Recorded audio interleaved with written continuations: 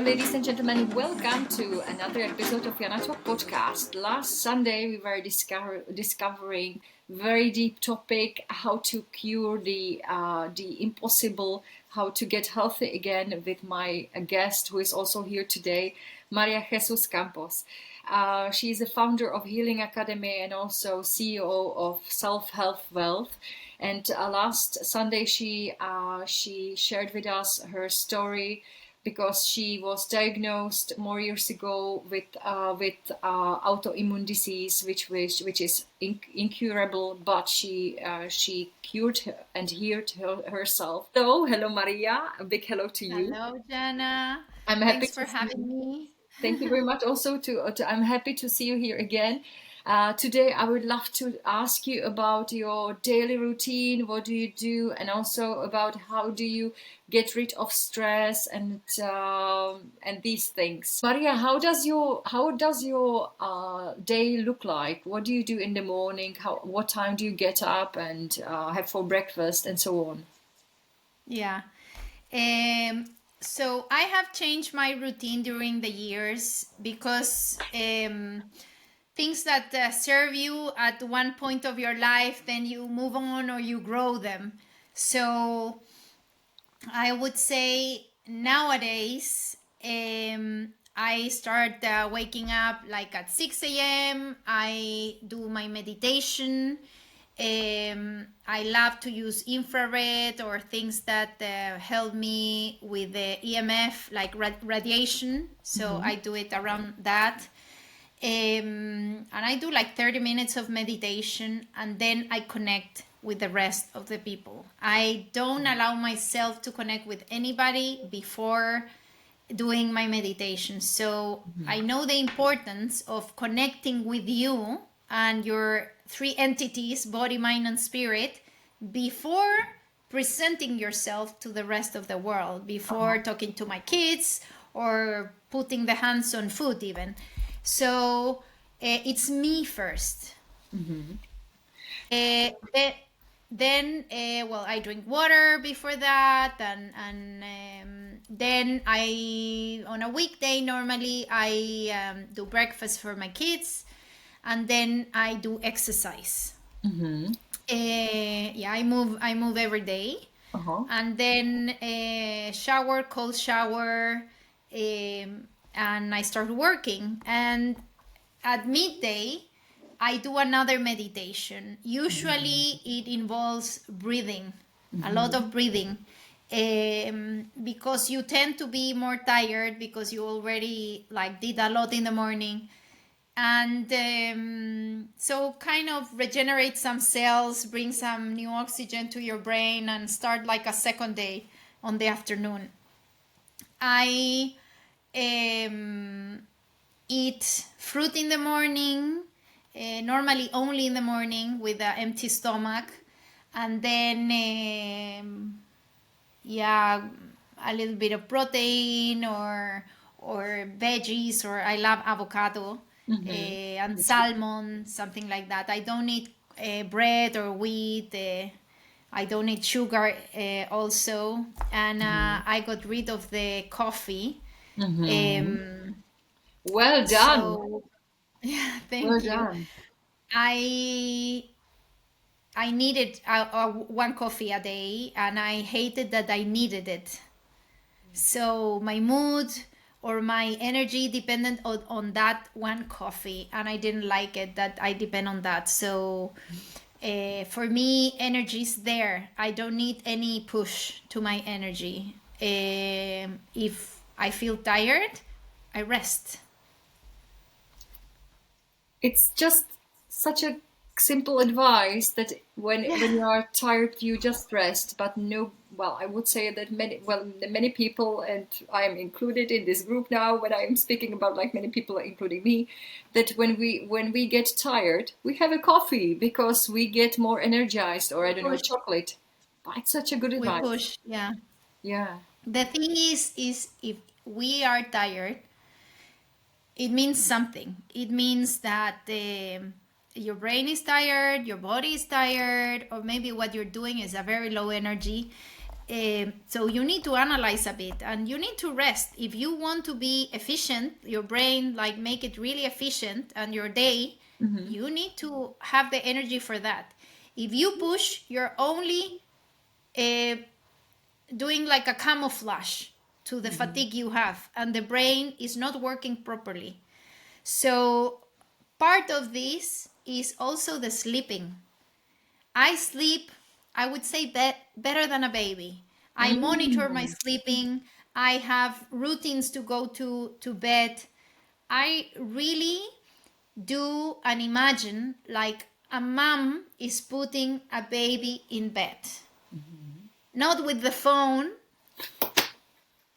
not with the It's nowadays too TV, often. Yeah, well, I know that. not with the Yeah. iPad or whatever, and have time for you, time Uh-huh. to kind of wind down and realize how important is to sleep.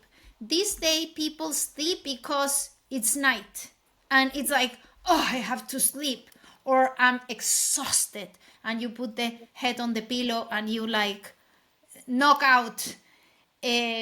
But sleep is more important than eating. More important than eating.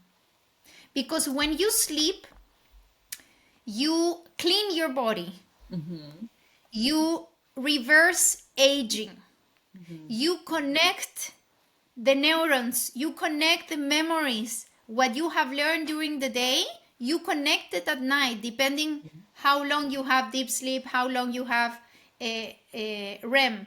But most of the people only have a little of deep sleep. They don't even achieve the REM, because the deep sleep is the urgent thing that the body does, because like it need to, like, survival mode. But if you sleep a little bit more of deep sleep, you get more detox, you get more clean, and especially if you have inflamed gut, you have a disease, a pain in your body, you need to sleep very good, because there is when you heal. The body, the rest of the body shut down. You don't even need to go to the toilet for many hours, because everything else is in silence. Everything else, all the system are completely focused in healing during the night. So if you don't kind of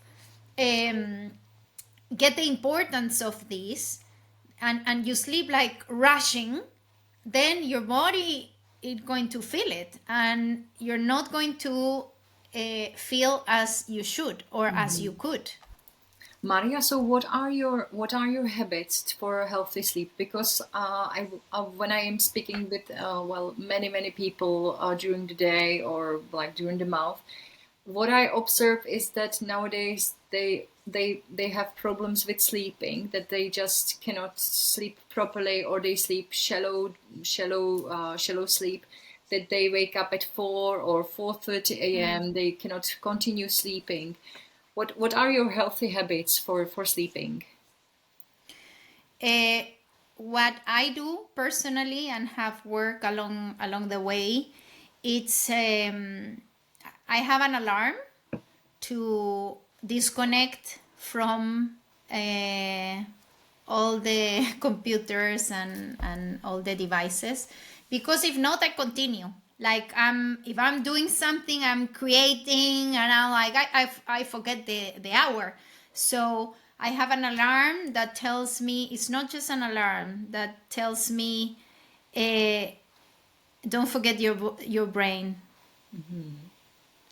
Don't forget your brain. So then I see this, and even if I'm going to do snooze, or I'm like, don't forget the brain, don't forget the brain. I'm like, oh gosh, like, and in purpose I do this. So it's like pulling my ears. Then I disconnect from the devices, and well, I have my cleaning routine, and then I write down in a journal at least 10 things that I'm grateful for. The grateful journal have changed a lot of things to me. I was a very negative person. Even though I always believe like pushing that we could do things, I was very critic and very negative. Like I felt like a victim, that why this disease, why my dad died, why my unhappy marriage, why all of this. And the Grateful Journal have made me realize that even though shit is happening or you're in the middle of the hurricane, good things have happened. Yeah. At the beginning was like nothing. And then, okay, make an extra effort because I knew I need to write 10. So it was like, what do I say? Like, okay, warm water. I have a house. I have a nice bed. Like, I started that way. And today I can put attention on, it was amazing that I realized that I could choose. Like in the middle of the day, something happened and I had two options, but I realized I had those two options. If you're unconscious, you don't realize you have option. Yeah. So I realized I had option and I decide another thing completely that somebody will say, you're crazy or what? No, I choose this because I'm free to choose. So in my Grateful Journal was, I'm so thankful that I'm conscious and I'm free to choose. So it have been evolving. It's not just the sun in my face, it's like the hug of my daughter, that she see me, or that I could tell a friend, I really love you, instead of holding it as before. Or things like you start of catching yourself better and better and better in more conscious moments when you start this Grateful Journal. After this Grateful Journal, I read a bit, but not a book that Pardon. bless you. Thank Not you. a book that will kind of stimulate or bring another thoughts. Why? Because with the Grateful Journal, you shift something in, like a chip in your brain of positivity. Like, so all the stress come down, like your shoulders come down, you trust a bit more, so you go to bed with a different mindset, not stress. Yeah. And I forgot, before the Grateful Journal, I write all the things I want to do tomorrow in a little booklet, or things that they're wandering in my brain, like ideas, or I should call this person, that I don't have it in my agenda, but I'm realizing at that time of the night. And we tend to get afraid of forgetting them. So we go to bed with all of this, and then after the deep sleep at 3-4 a.m., we awake. And then all the ideas come to us, and I know I should call this, I should tell my boss that, I should work on that, on that, and then you cannot fall asleep. Yeah. So if you take out all what is in your brain and you write it down so you don't forget it, you know that the next day all what is in your brain is there on the notebook. So it's kind of a safe environment. I also turn off every electric plug I have around. I have those switch that you turn on and off. So no currents are in my room. I sleep very dark and with the window open, so I have fresh air. Perfect. no phones around or anything, and then I turn off the light, and I could still do things. I turn off the lights not when I'm like closing my eyes. I turn Mm-hmm. off the lights before that. Mm-hmm. So I have I I would say 5-7 minutes that I'm conscious that I'm putting my bed in the bed, Mm-hmm. and I allow my body to clean, to heal. Like it's important. Mm-hmm. It's not whatever thing. You know, some kids have a trauma because the parents put the baby. They were screaming and crying and crying and crying, and they try to put them in their own bed, and then they close the door, and then they cry for hours and hours, or they put the baby when they were completely asleep Mm-hmm. because they didn't want to deal with the crying or with the independence of it. So people get used to go to bed when they are almost near knockout. That's true. Because what happens if you're like this in bed? Maybe fear comes. Maybe life comes. Maybe, I don't know, the dragon will come and eat you. I don't know. But um, that is the moment when you tell your body, I'm in peace. I am going to sleep. I bring memories that I want to achieve or do. So I bring to my body how I want to how I feel if I'm already there Mm-hmm. in the future I want. And I go to bed feeling amazing. Good, good, love it. You mentioned also your morning routine, that you exercise, that you meditate during the day, Mm-hmm. in the morning, then during the lunchtime. Meditation is very perfect to calm down and get rooted. And you mentioned exercises. What type of exercise do you do in the morning after you wake up? Some yoga or something like this? I take turns. I do yoga, I play tennis, In the morning, in the very I morning. Oh, well done. yeah, I run. I go to the gym. I do cycling. Okay. On the weekends, I grab the bike, and we go up the hill with my son. Mm-hmm. And I move doing my classes because my classes also are movement sessions. So Mm-hmm. and I walk my dog Uh-huh. also. What type of dog do So you have? What type of dog do you I have? have a mixed dog. It's like a Chihuahua with a Gorky. It's Oh, like a lovely. very cute little thing. I have Yeah. a dachshund. I have a dachshund. She's lying So by my she's kind of a dachshund too because yeah. she's yeah, like the Gorky is a bit long, and Yeah, yeah, yeah. we adopted her recently, so we are adapting our life to her also. Oh yeah, it's so nice to have a dog. Mhm. Yeah. You mentioned also food, that you changed your habits, that you stopped drinking coffee, you quit eating sugar, and also you don't eat bread or flour products. I guess Mm. also very, I would say, very healthy. Did you eat those things before you were Yeah.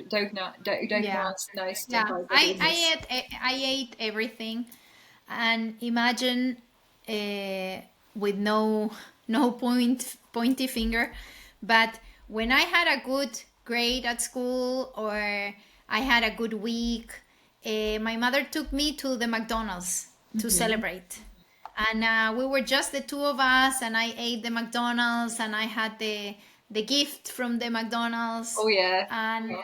so it means kind of congratulate yourself with food, and we all tend to do that after a heavy day. You want sweets, or you want, because you need a little bit of sweet in your life Mhm. after the hard work. And how do you That's speed why, up? Yeah, yeah. yeah. How do you sweet up your life nowadays? Not with sugar, because that's actually, I think, what you mentioned is also what troubles many people. That it's some kind of psychological. People feel nice having, I don't know, the chocolate, or Mm. this was my case. So what do you eat instead when you wanted to treat yourself Yeah. with something like this? First of all, if nowadays if I get to that point that my body's asking for something sweet, I consciously recognize and I ask myself, wow, my day was tough. I didn't give any joy to myself during the day. Oh, That's why the joy. at the end of the day, my body's telling me, and me, what about me? And I did all this work the whole day. So put sweet in your life during the day, schedule it. Be nice with you, love yourself. And love is not doing manicure or going to a spa. Love is looking yourself through the mirror, to the eyes, and said, hey, you, I love you. I know who you are. Or, congratulations, you did an amazing job today. And because nobody congratulate us, or we're waiting for someone that tell us how good was the job today, we ask for the chocolate to tell us. We need to give us something back through food, through other addictions. So I would say, what is behind that urgency? Yeah. For me, I don't let food control me. I did a program for that I teach people for that, to do that, so they can choose freely. And if you want to eat a chocolate, it's because you are deciding consciously now that you're going to eat that chocolate, but not as a gift, not as a prize for your hard work, because food, for like, in the reality, doesn't have that power. Like, it's a momentum that you feel, yeah, it's good, but then that moment passed and you still feel empty. It comes again, and what, you need to eat another piece of chocolate, another, and every night the same. Yeah. So it's like the root cause. Yeah. So Perfect. put some enjoyable moments during the day. This is really great advice. Put some enjoying moments during the day.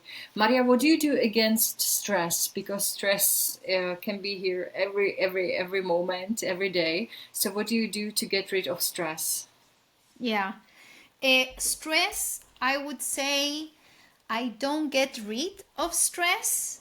I have learned how to take stress, Okay. because stress is out there. What is stressful for you maybe is not for another person. And I have noticed that for me it was super stressful to stand up on a stage and talk or tell my story. Nowadays, like, I tell it every day, like, I don't care, like, I for me it's like I have to stand on a stage to tell more people about it. So stress, what was stressful before is not stressful now, and Mm-hmm. is how I'm taking things. There are techniques also to interrupt the pattern, like breathing. Yes. So when you're stressed, your heart is pumping faster. The blood is going faster, and you stress, not the stress is not just a feeling. All your organs are stressed, so they age. faster if you continuously live like that. And imagine someone comes and tell you, you know, I have this problem, and you take it, and then you don't sleep because someone told you about it. So you're so stressed about this, and it's not even your problem. It's the other one's problem. So you're bringing stress to your body that is not even yours. So you have the power to choose what you take in and what you kind of receive it and put it at the side. You don't need to own everything. And many problems are because we own everything. And we flow, well, we almost have no flow. We're rigid. So whatever thing happens is like, and we make it bigger. And then another, and instead of flowing through the problems through life, that for sure we will have problems, but problems come to try to resolve them, or sometimes you cannot even resolve it, and if you let them pass, they will pass either way. So how much you can flow, how can you interrupt that rigidity? You need to first realize that you're rigid and that you're absorbing all of this. And the breathing, there's a 4-7-8 technique that you inhale through the nose 4 seconds, you maintain 7 seconds, and then you exhale through the mouth 8 seconds. And that, if you do it at least 7 minutes, well, 3 is fantastic. With 3 already, the heart realize the message, but 7 would be amazing. Perfect. And you do this breathing for 7 minutes, and you send the message to your heart that everything is okay. Even though when you're stressed, you breathe like this, or sometimes you don't breathe. When you have the cell phone, and sometimes, or an email, an impactful email that you read and say, oh, and then you stop breathing. You stop breathing, you stop breathing, you stop breathing, and then you come back to breathing. You don't realize how much you breathe.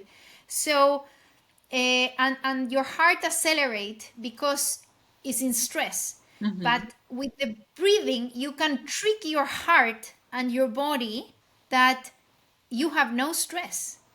So with this breathing, you send the message to the heart, to the brain, there's no stress. And for many years, I put an alarm in my phone every hour. Every hour during the day while I was awake, I stop and I breathe. And then 7 minutes. And then I continue going. And then again the alarm, again the alarm. Every hour. Because if I ask you today, how many times do you breathe a day, Jana? You have no idea. No idea. And sometimes, well, most of the time, I would say 98% of the time, you are not even conscious about if you're breathing or not breathing, or what is, maybe if you go up a stairs and then you're like, then you're like, oh, I can barely breathe. If not, you don't realize. So this powerful breathing helped me also to ground, to like attach the pieces to my body, because if you breathe, that means you're alive. So, wow, I'm lucky to be alive. I'm here, my breathing, my body inflate your lungs. So I came to the now, like I was pull up, quickly, breathe. And then I dismember everywhere, and I kept on working, and then again. And I did that for more than a year. And it really shifted a lot of things for me. Amazing. I love it. That every hour you had this alarm clock at the beginning, at least I would say Yeah. to do this exercise. I really love it. And 7 minutes can be hard at the beginning, but definitely the more we apply, the better we feel. Yeah, and these days, before we didn't have that problem, but how much time do you spend in your phone? I'm sure it's like quadruple than 7 minutes. More, much more. So give yourself those many 7 minutes you can during the day. Yeah. Cut off 7 minutes, multiply how many times, I don't know. Cut that time off from what you watch on the social media and give it to yourself. While you are in social media, you're not giving to yourself anything. You're consuming. And what you're consuming is what they want you to consume because it's an algorithm. So yes, I do my lives on Instagram and everything, and I hope like people watch it. But I'm aware that we are controlled by this mechanism of the social media. So don't forget that you can choose. And you can choose not to watch. You can choose what do you do with your time. Don't let the social media choose for you. Love it. Maria, thank you so much for today's episode and for your valuable tips. I will be looking forward to seeing you next time in the future. And wish you a wonderful day, and thank you one more time for those 2 episodes because it was really valuable for me. Thank you, Jana. Thank you for inviting me. Thank you for helping me spread the word for health in this world. Thank you very much. And ladies and gentlemen, I thank you for following the podcast, Jana Talk, and also for watching this episode. Feel free to share it with your friends who might need a little support, inspiration to get more healthy, how to get more healthy as well from Maria's story and Maria's amazing tips. Wish you a wonderful day, and I'm looking forward to seeing you next week. Take care. Bye-bye. Bye.